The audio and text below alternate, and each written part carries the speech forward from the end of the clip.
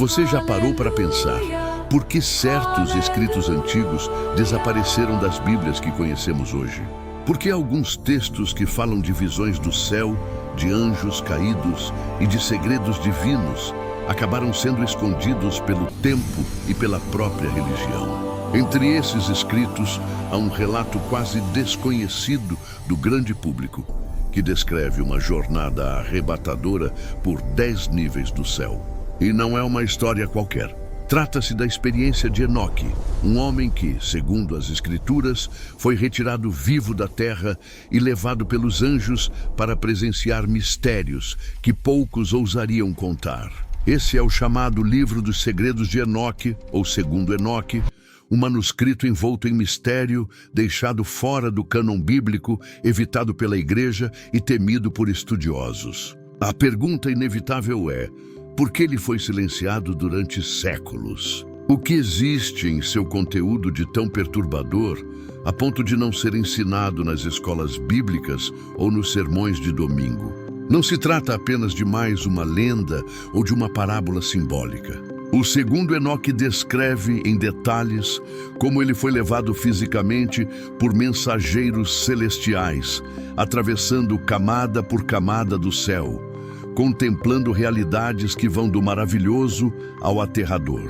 Tudo começa discretamente nas Escrituras, quando, em Gênesis 5:24, se lê: "E andou Enoque com Deus e não apareceu mais, porquanto Deus para si o tomou." Uma frase curta, enigmática, que suscita muito mais perguntas do que respostas. Para onde ele foi? O que significa Deus o tomou? Por que não há relatos posteriores na Bíblia? Parte da resposta, ao menos segundo a tradição, encontra-se em manuscritos considerados apócrifos. Entre eles, o segundo livro de Enoque, que detalha o que aconteceu após seu desaparecimento. Nele, Enoque não morre. Ele é conduzido por 2 seres celestiais e atravessa os 10 céus, um a um. O que ele vê não se parece com o céu branco e calmo que imaginamos. Ele descreve prisões para anjos, câmaras onde se registram os pecados da humanidade, engrenagens que controlam o tempo, espíritos vagando e, no ponto mais alto, o trono de Deus em um lugar onde nem os anjos respiram sem permissão.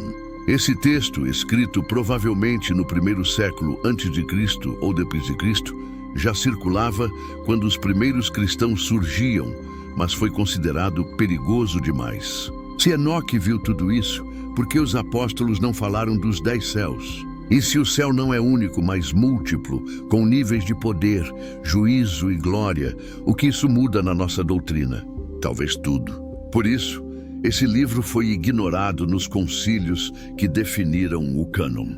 No concílio de Laodiceia, por volta do ano 363 d.C., o nome de Enoque sequer aparece entre os livros aceitos, embora Judas 14 cite suas profecias.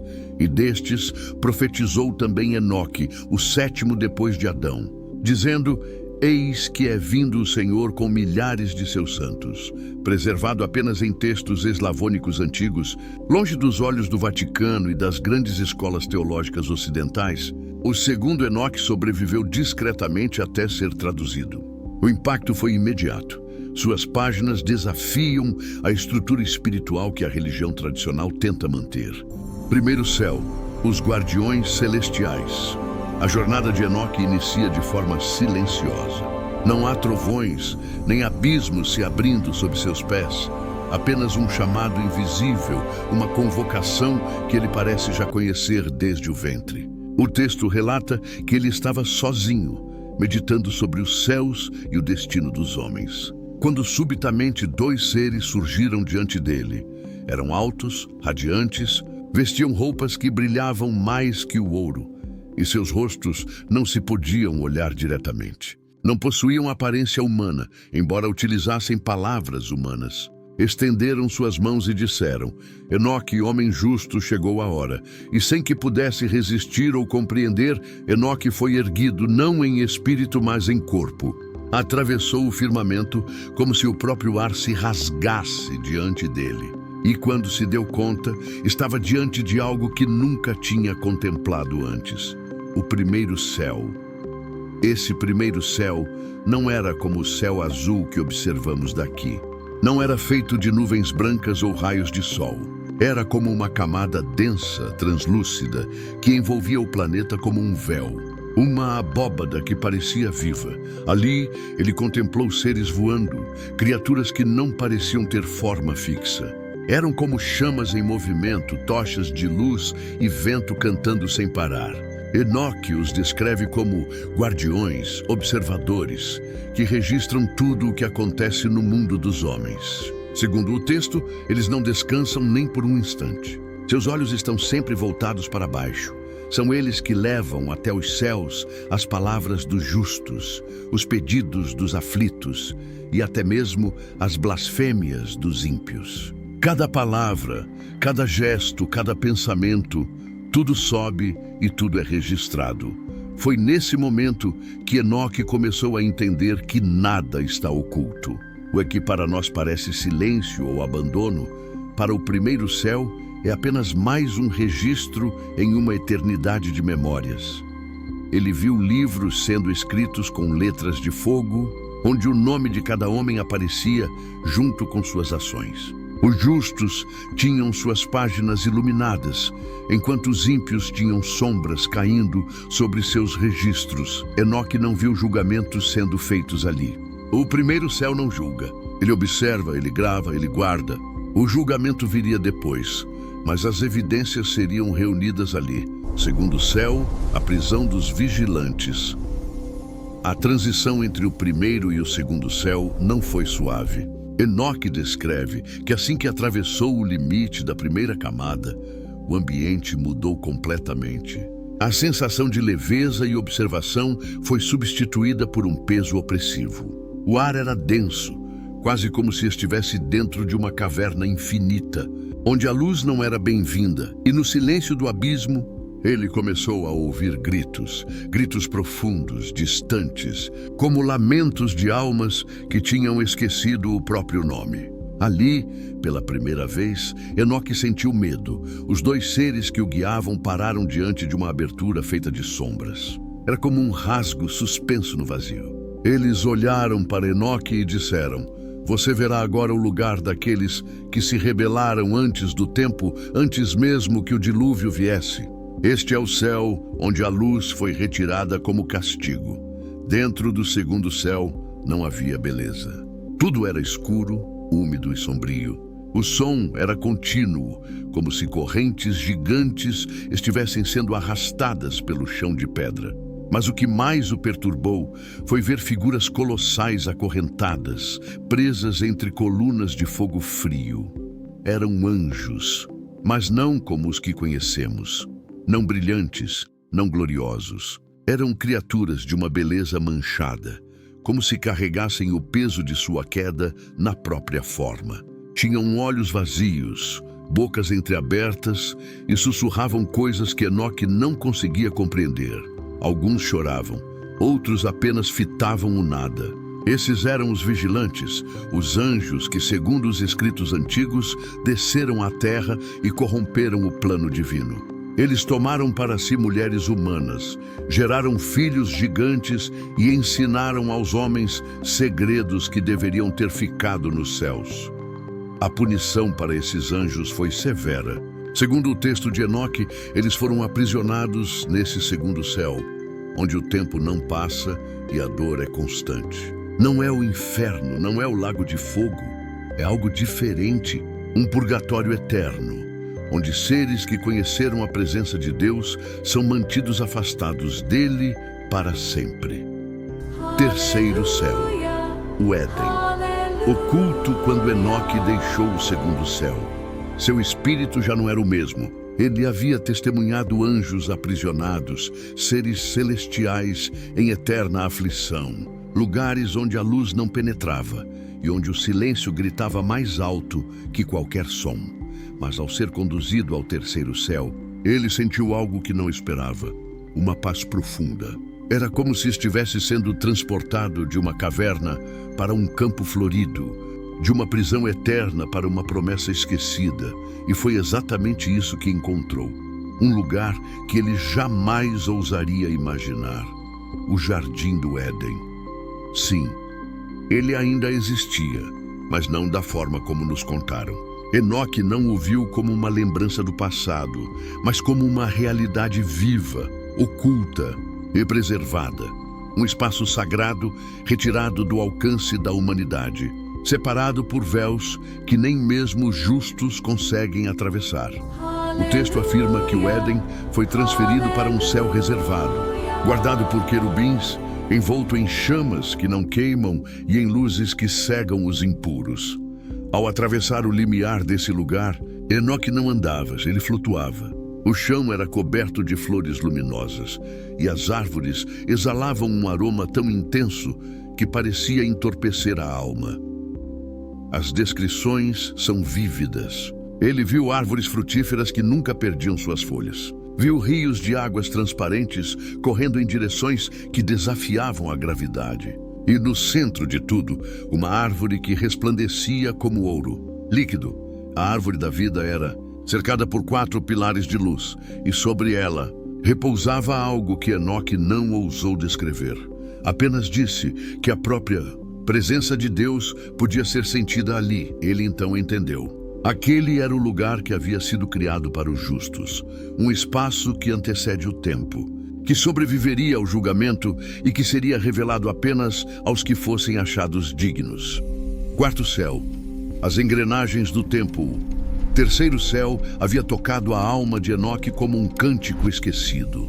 Mas quando seus pés deixaram o limiar do Éden e ele foi elevado novamente, sentiu que algo no ar estava diferente. A beleza deu lugar a uma sensação de imensidão, como se o espaço ao redor não tivesse fim.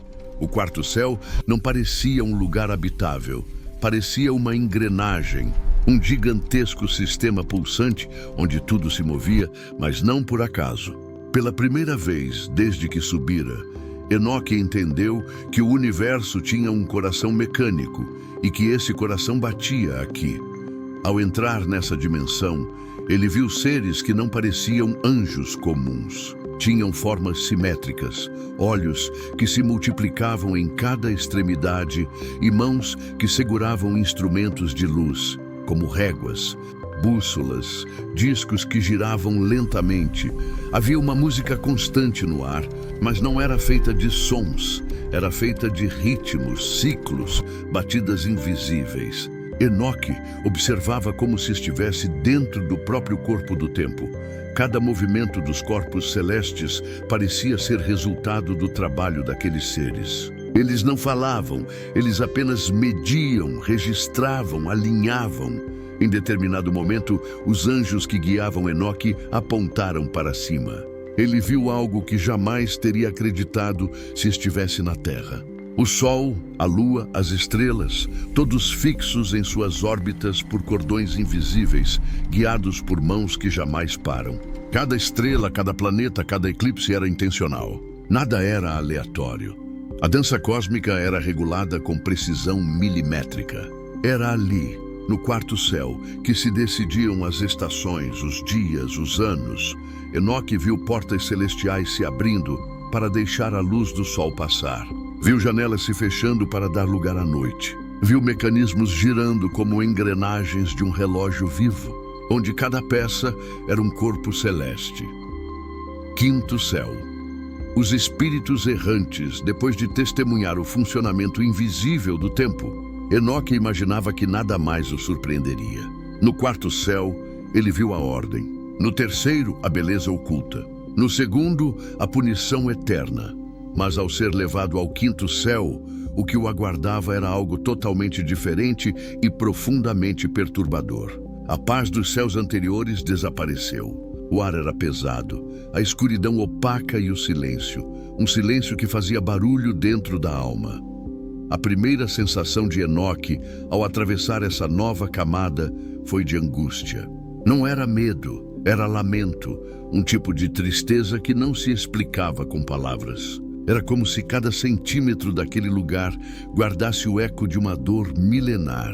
Ao olhar ao redor, ele não viu anjos, não viu luz, viu figuras altas, com formas distorcidas, ajoelhadas, encurvadas, como se carregassem um peso impossível de suportar. Eles não eram totalmente espirituais, mas também não pareciam humanos. Enoque os reconheceu sem precisar de explicação. Eram os espíritos dos gigantes, os nefilins, os filhos da abominação. Esses gigantes foram o resultado da união proibida entre os anjos caídos e as mulheres humanas. E quando os homens os temeram, Deus os destruiu com o dilúvio. Mas o que ninguém imaginava é que seus espíritos não morreram. Eles foram aprisionados e Enoque agora estava diante deles. Esses espíritos, segundo o texto, estavam confusos. Nem totalmente bons, nem totalmente maus. Errantes, sofrendo, com fome, mas não de alimento físico. Fome de propósito, de descanso, de existência. Alguns se moviam lentamente, como se procurassem algo que não existia.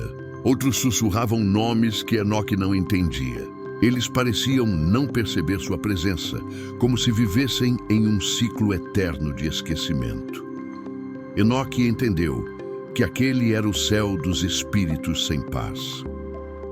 Sexto céu, os escribas celestiais. Ao deixar o quinto céu, Enoque sentiu o peso do sofrimento dos espíritos errantes, ainda impregnado em sua pele. Era como se parte daquela angústia tivesse grudado em sua alma, deixando um rastro invisível de memória e compaixão.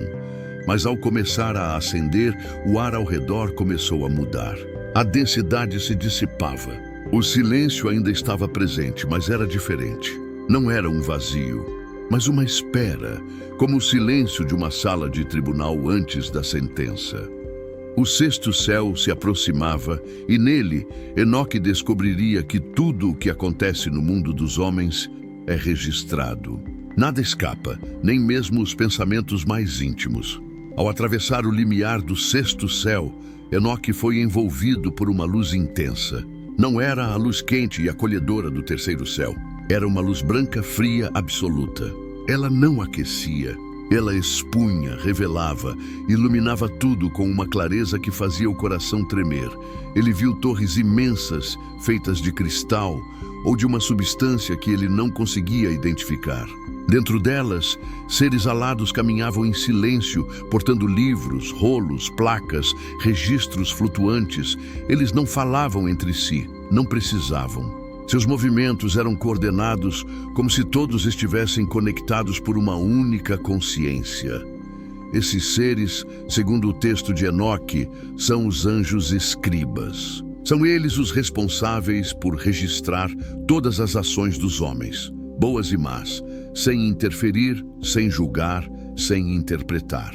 Apenas escrevem, copiam fielmente o que cada ser humano faz, diz, pensa ou sente. Eles habitam este céu, aguardando o dia em que os livros serão abertos diante do trono. O que Enoque viu aqui foi a burocracia celestial do juízo. Uma estrutura invisível, mais meticulosa, onde nada é perdido e tudo tem peso. Sétimo céu, a presença insuportável. Ao ser conduzido ao sétimo céu, Enoque percebeu que a atmosfera mudava completamente. O que antes era luz e ordem agora se tornava silêncio e temor. Era como se cada camada anterior tivesse sido uma preparação, um degrau necessário antes de se chegar a um lugar onde nem os anjos ousam falar sem ser autorizados. O sétimo céu não é apenas mais uma região espiritual. É uma fronteira sagrada, um limite invisível, onde o próprio universo se curva. Aqui não há risos, não há canções. E segundo o que Enoque viu com os próprios olhos, nem o rosto de Deus sorri. Ao cruzar esse limiar, seus guias mudaram. Eles não falaram mais, não explicaram, não orientaram. Apenas inclinaram suas cabeças e se afastaram. Enoque ficou sozinho. O chão parecia feito de ouro vivo, pulsando sobre seus pés. A luz aqui não era suave, era cortante, densa, uma presença que não podia ser ignorada. A própria realidade parecia vibrar, como se o ar estivesse sob tensão constante. Enoque compreendeu imediatamente. Aquele era o céu da presença direta, a sala do trono, o centro da santidade. Ele não viu Deus, não diretamente. O que viu foi um trono altíssimo, cercado de relâmpagos, rodas flamejantes e criaturas que nem mesmo os textos mais antigos ousam descrever em detalhes.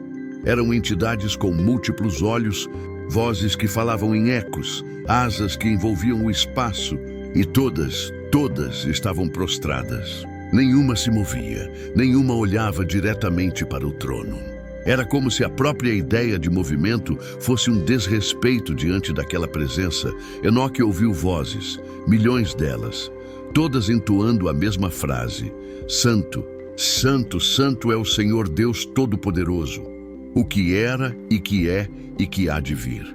Essa frase não é poesia, é uma realidade que vibra no sétimo céu, um mantra eterno. Uma reverência que nunca cessa. Aqui Deus não está se mostrando em metáforas, nem em visões. Aqui Ele é, e por isso ninguém sorri, porque a plenitude de sua glória não permite leveza. Ela pesa, ela domina, ela cala. Oitavo e nono céus, os mistérios selados. Quando Enoque deixou o sétimo céu, seu ser já não era mais o mesmo.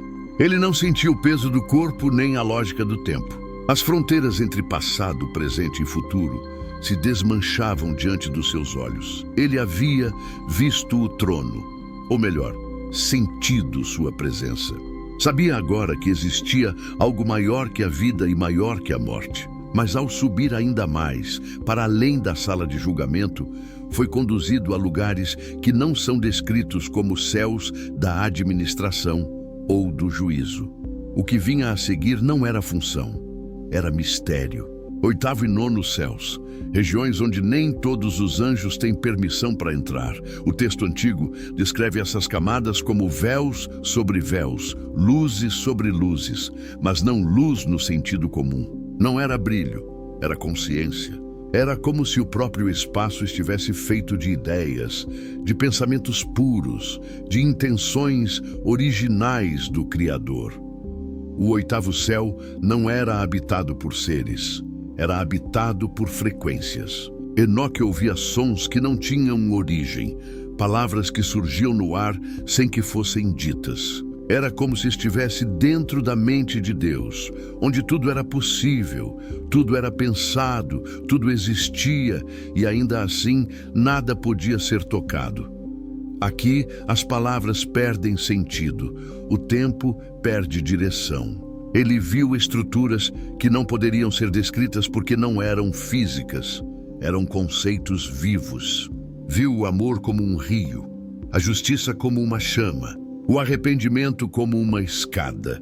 O oitavo céu não era um lugar, era um estado de revelação, um plano onde as coisas não são ensinadas, mas simplesmente compreendidas. Ao atravessar o oitavo véu, Enoque foi atraído ao nono. Aqui a linguagem muda. O texto diz que ele se deparou com algo que parecia ser feito de puro silêncio.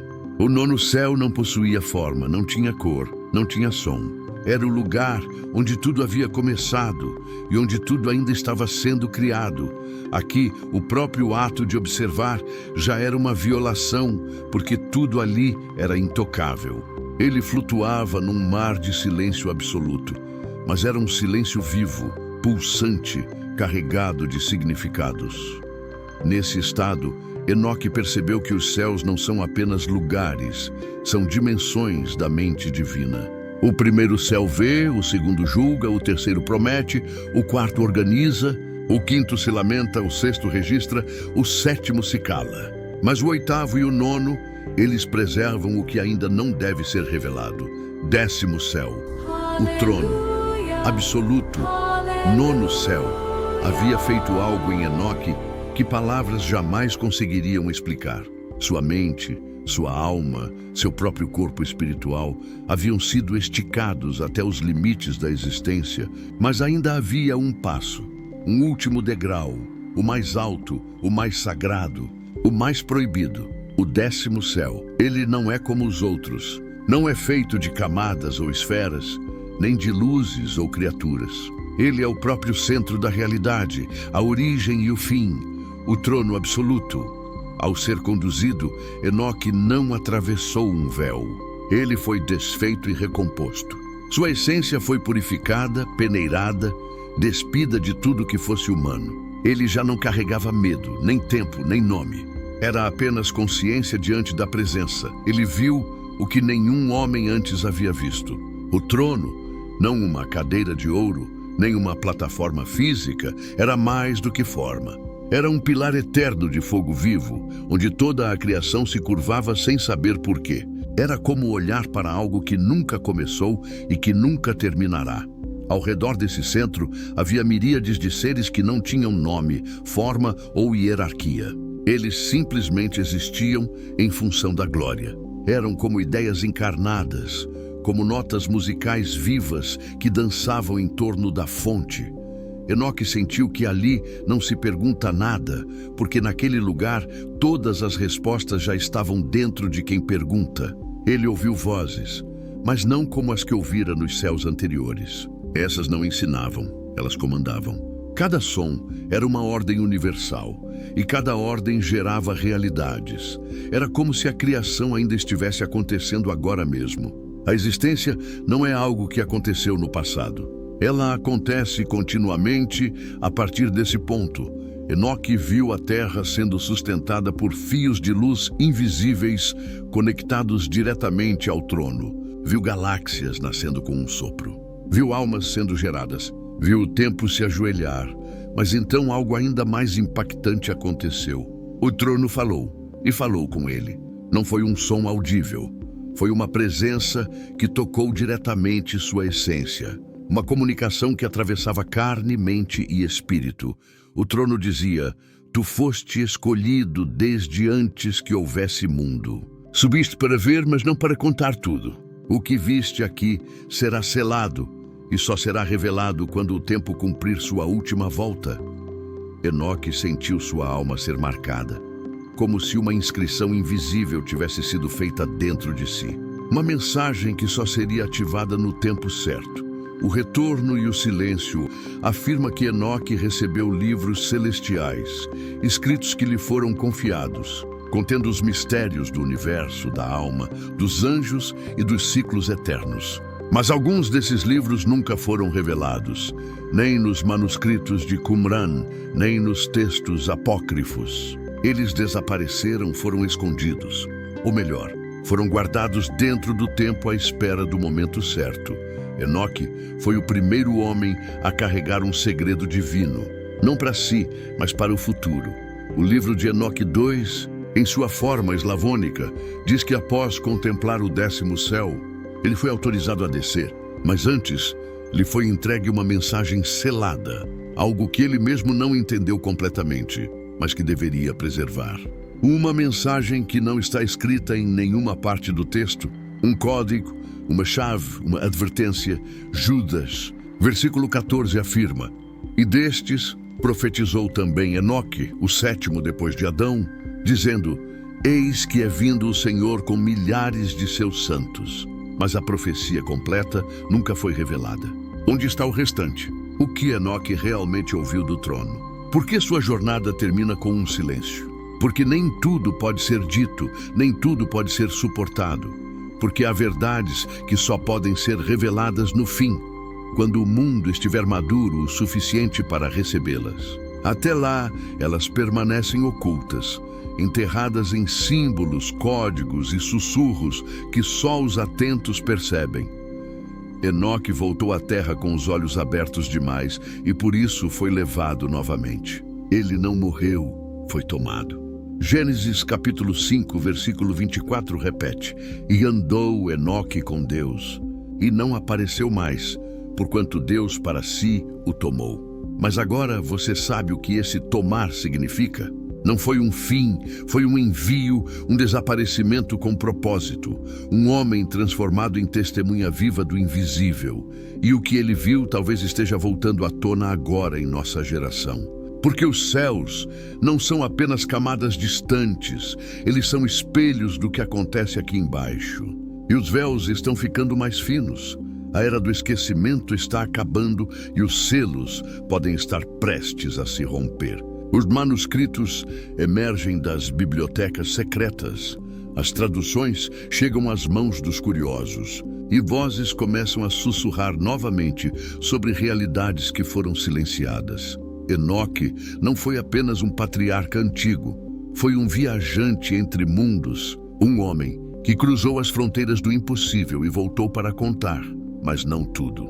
Apenas o suficiente para que os que têm ouvidos para ouvir compreendam que existe muito mais além do véu da realidade comum. O segundo, livro de Enoque, permanece como um testemunho perturbador e fascinante de que talvez os céus não sejam tão distantes quanto pensamos. Talvez eles sejam camadas de uma realidade maior, estruturas invisíveis que sustentam tudo o que vemos e muito do que não vemos. E talvez, apenas talvez, estejamos vivendo em uma época em que esses véus começam a se rasgar novamente, revelando fragmentos de uma verdade que foi preservada em silêncio, esperando o tempo certo para emergir. A jornada de Enoque através dos 10 céus não é apenas uma narrativa antiga, é um mapa espiritual, uma descrição de realidades que podem estar mais próximas do que imaginamos. E para aqueles que têm coragem de olhar além das explicações convencionais, ela oferece vislumbres de um universo muito mais complexo, muito mais povoado, muito mais misterioso do que qualquer teologia tradicional ousou ensinar. O silêncio que cercou esse texto por séculos pode estar chegando ao fim. E com isso, uma nova compreensão sobre os céus, os anjos, a natureza da realidade espiritual e o destino da humanidade pode estar emergindo. Mas será que estamos preparados para o que Enoque viu? Será que nossa mente moderna pode suportar a revelação de que o universo é habitado por hierarquias de seres, dividido em camadas de existência, regido por leis espirituais que desconhecemos completamente? O segundo livro de Enoque não oferece respostas fáceis. Ele oferece perguntas profundas, visões perturbadoras e a inquietante sugestão de que tudo o que achamos que sabemos sobre o céu, o juízo, os anjos e o próprio Deus pode estar incompleto. E talvez seja exatamente essa incompletude que torna esse texto tão perigoso para as estruturas religiosas estabelecidas. Porque ele não confirma, ele expande. Não simplifica, ele complexifica. Não tranquiliza, ele perturba. Enoque viu demais, ouviu demais, soube demais. E por isso foi tomado, preservado, guardado como uma testemunha viva de realidades que ainda não podemos compreender completamente. Mas os fragmentos de sua visão chegaram até nós. E cabe a cada um decidir se vai fechar os olhos ou se vai ter coragem de olhar através das camadas do mistério que ele nos legou. A jornada através dos 10 céus de Enoque não é apenas história antiga, é profecia viva, mapa espiritual e convite para uma compreensão mais profunda da realidade invisível que nos cerca. Você está preparado para essa jornada? Que esta narrativa desperte em nós reverência, não medo, esperança, não curiosidade mórbida. Porque se há registros de obras, há também um livro da vida. Se há prisões para os rebeldes, há um Éden reservado para os fiéis. E se há um trono de justiça, há um Deus que continua sendo Pai. Ao encerrar este vídeo, lembre-se, você não precisa atravessar 10 céus para ser encontrado por Deus. O Criador que conduziu Enoque está ao alcance da sua oração hoje. Sua vida tem peso eterno. Cada escolha ressoa nos céus. Que essa visão dos 10 céus não seja apenas um relato antigo, mas um chamado ao arrependimento, à fé e à esperança. Porque um dia todos estaremos diante do mesmo trono que Enoque viu, e o que estiver escrito nos livros será lido. Mas para aqueles que já têm o nome no livro da vida, esse encontro não será de terror, mas de glória. Se esta mensagem falou ao seu coração, compartilhe este vídeo com quem precisa de esperança. Deixe seu comentário, seu pedido de oração e inscreva-se no canal para continuar recebendo conteúdos que edificam a sua fé. Que o Deus que guiou Enoque também guie a sua vida e escreva o seu nome no livro da vida. A paz do Senhor esteja com você.